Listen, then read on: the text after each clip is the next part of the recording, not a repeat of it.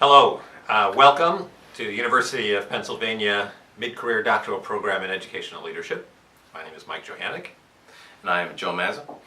And we are pleased to give you an update on the Mid-Career Innovations Lab and some of the work that is taking place here, and to which we invite you to participate. The Mid-Career Program, as you may know, is a doctoral program and network community of experienced educational leaders. And our program has two objectives overall. First is to help leaders become stronger leaders in the organizations they lead and in the next organization they're about to lead. The second objective, though, is to help those leaders have a profile into the wider field, to help lead the larger field of education in ways that are significant.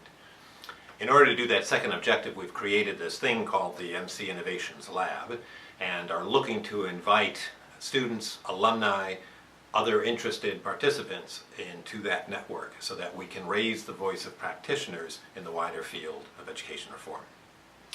We're fortunate in that endeavor to now have the talents of Dr. Joe Mazza, who is our Leadership Innovation Manager, a new position that we created here to help us facilitate this kind of ongoing development of the program. And Joe will now give us a little bit of a picture of what that is about. Great, thanks Mike. So in the following slide, you'll see slides along next to us here in this video. You're going to see exactly what the mid-career students in cohorts 11, 12, and 13 saw today during Saturday Commons.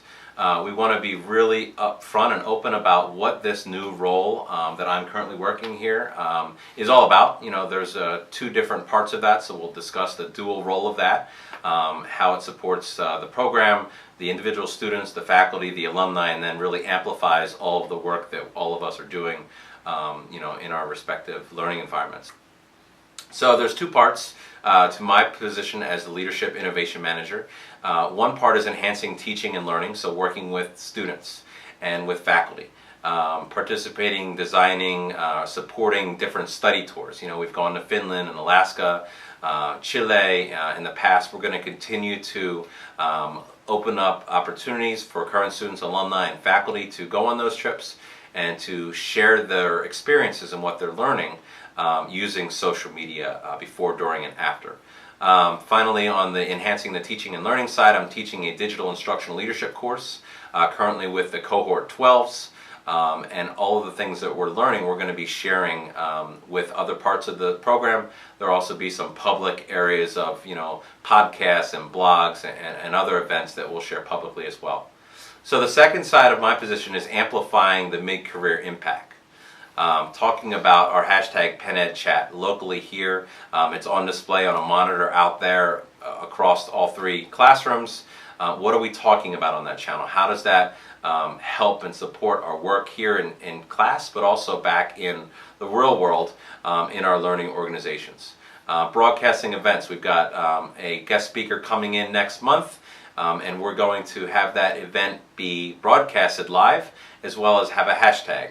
We're going to invite local leaders within a distance of here from Philadelphia to come and join that opportunity, and it's going to be always, everything's always open to alumni, so we really want to continue to build those opportunities and make the events not just for the people that are physically sitting in seats, but again benefit the greater education world. There's opportunity for research briefs, for getting recently graduated students together and having them give a dissertation vignette. So we're going to be using this Mid-Career Innovations Lab, the studio that we're in, to really put something out there for the rest of the Mid-Career Network and the nation as a whole. So innovation coaching will continue with face-to-face opportunities. We've sent our students earlier in this week a doodle link for them to sign up on a time that works best for them before class, at breakfast, at lunch, Saturday Commons, in the evenings. All of our Saturday Commons will not be taken up by presentation each and every weekend. We're going to plan events based on when it works best. So next month it's going to be a dinner. It might be a breakfast. We had a breakfast meeting this morning to talk about the study abroad trips and opportunities for people to bring ideas. So that will be scheduled as it best fits into the schedule for students and faculty. I'm working also with faculty as well as with students. So I'm working with a group of faculty members on the steering committee that really takes the digital instructional leadership course and breaks it down for faculty members, exposes some of the work that we're doing there, exposes a great amount of student voice that's been submitted over the years by a variety of different survey feedback and face-to-face feedback, and really working to up the bar in terms of innovation across the program. We'll use blogs, we'll use Twitter, we'll use Voxer, other social media as they evolve throughout to create as many anytime, anywhere learning opportunities as possible, including a YouTube channel, which this will be the first video on that YouTube channel. We talked about, of course, the role of Penn Ed Chat, and I'm going to show you 10 examples of how students and alums and faculty members have used Penn Ed Chat over the last year or so. So here's Kalila Harris.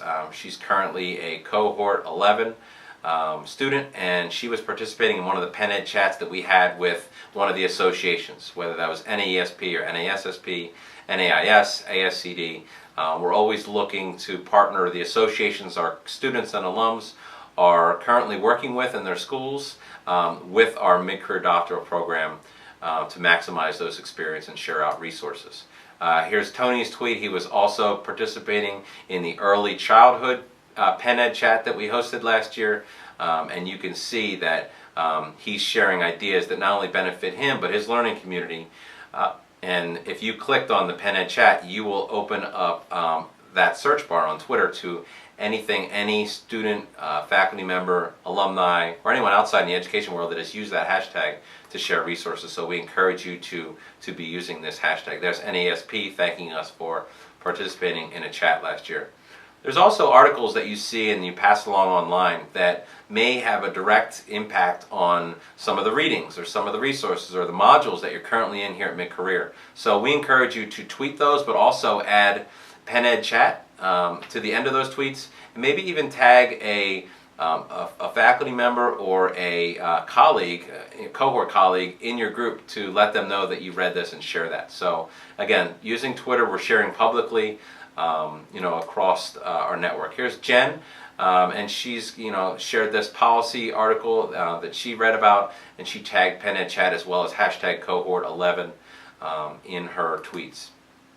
Mike is our program director, and he can be seen tweeting throughout the week, sharing articles. He lives up in New York, so he's obviously a big New York Times guy. So he shares a lot of resources that are coming out of that. And we've been able to make connections with Finland and with Alaska and with Chile and with a variety of different places that are not right here in Philadelphia because of our communications using Twitter as we continue to plan future events. This is Rich Cooter. He is a superintendent. He was looking for examples of websites that really offer the two-way communication, not just something that's people can look at and view, but he really wanted to find a website where parents and community and stakeholders could contribute and really get the daily pulse of teaching, learning, and leadership. So he put this tweet out. He added Penn Ed Chat, and then a variety of different cohort colleagues also retweeted that, and he was able to get some responses to help him and have those responses. Now he can bring them back into his school and share them with his team. This is Celia. She was actually in cohort 9. And she started a job at the middle school level, and she wanted to know more about addressing bullying. So this is an example of sending out a tweet and putting Penn Ed Chat on there, and any one of our network people that clicked on that, they will respond to her and give her some resources that she can go and share with the rest of her team. Finally, this tweet we sent the other day was about the schedule, and the week leading up to class, you're thinking about what's due, when you're going to meet, and all the different work you need to get done between point A and point B. So this schedule is aimed to really make sure that you have the class schedule in a timely manner, and you have them all in one document. So you've got each of the cohorts, who your professor is, when you're meeting, and where it's located. And if you saw that in the hallway, there's actually a class schedule on the TV now too, so you know what the cohorts in front of you or behind you are also working through, and that will help your conversation and collaboration across the network. And this is a picture that Nani shared. It was Dr. Stevenson. So she's captured a moment in class in terms of what they were talking about.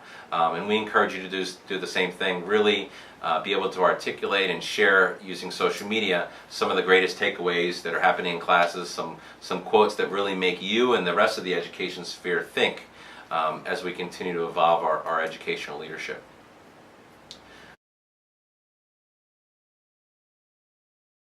Where we can bring, a current student or alumni or faculty member in here, before, during, after class, and really create a podcast that speaks to the work, that speaks to the learning objectives within the module, that speaks to possibly an alternate form of submission for a particular assignment.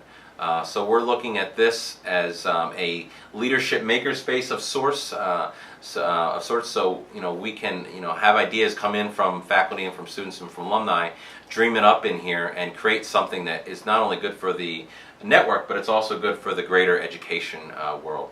Yeah, I think one of the ideas here is to give people an opportunity. As a community, we recognize the need for the practitioner voice, that in the wider debates on policy, that too often the particular mix of tacit knowledge that occurs when all that theory hits the messy reality of humans coming in and out of your building or in and out of your system, that accumulated judgment and voice is often not present, and we would like to bring that out there, and we would like to give people an opportunity, both as students in the program and certainly as alumni as well, to see the program as a place where you can have that voice reach a wider audience. And so we're issuing this challenge. It's an invitation to all students especially, but also to alumni, frankly, to see, to push yourself beyond your comfort level in the use of this. For all of us, for me in particular, it's been a learning curve over the last couple of years, so for so many of you, to try to figure out how to use these tools in ways that are effective. Joe and the Innovation Lab will be available to support your work on this. You can choose to do this on your own in a blog posting or in a webinar, podcast, whatever kind of tools you want to be using. You want to plan a trip, you want to set up an ed camp on a particular theme, whatever that might be, you will have the support of the program in doing so, as well as be able to leverage the tools that we're building here in-house. So this we're asking everyone to do one such effort over the next year, and again, particularly something outside of your own comfort zone, individually or in teams. Joe will be sharing a link on the screen in a moment about where you can submit those ideas so that we can get those planned and put those into motion. Yeah. So yeah, you'll fill out a short Google form about your idea. I'm also going to share a second link, which is an idea bank for folks within the cohort 11, 12, and 13. So you can begin to generate ideas and put your name and your cohort next to those ideas. So maybe you're thinking the same thing or something similar to someone, and you're in cohort 13, but you're thinking something that's similar to something someone's creating in cohort 11.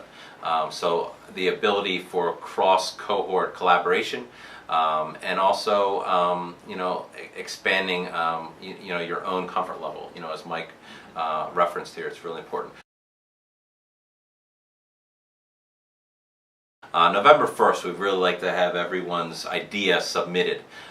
They will come into me. I will then take the lead in terms of communicating back and forth and really kind of negotiating something that we feel is good for you, good for the program, good for the education world, good for your learning community, because we really want this to be directly tied to enhancing your own learning community. And if you can learn along the way and maybe bring some other people with you that are in your local organization, I think that would be a really great opportunity for you.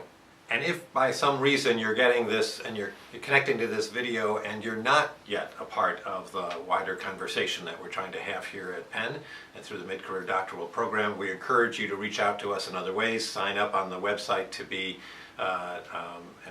submit your email there so we can give you updates on what's happening in MC Innovations Lab, or send an email directly to the program at mcprog@gse.upenn.edu.